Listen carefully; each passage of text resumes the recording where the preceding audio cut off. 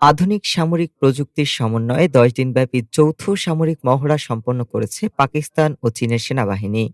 Warrior ৯ নামে এই মহড়াটি অনুষ্ঠিত হয় পাকিস্তানের ন্যাশনাল কাউন্টার টেরোরিজম সেন্টার পাবতে। এতে অংশ নেয় চীনের পিপলস লিবারেশন আর্মি ও পাকিস্তান সেনাবাহিনীর বিশেষ ইউনিট। সন্ত্রাসবিরোধী এই মহড়ায় মানববিহীন ও আত্মঘাতী ড্রোন, দীর্ঘপাল্লার নজরদারি প্রযুক্তি, বোমা নিষ্ক্রিয়করণ রোবট এবং যুদ্ধবিমান ব্যবহার করে লাইভ ফায়ার অনুশীলন করা হয়।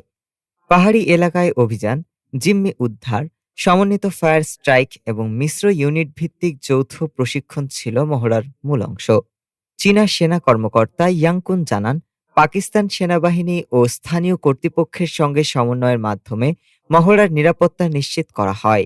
আরেক কর্মকর্তা জাং ইং বলেন, যৌথ অভিযানের মাধ্যমে দুই দেশের সেনারা যুদ্ধক্ষেত্রের বাস্তব অভিজ্ঞতা বিনিময় করেছে।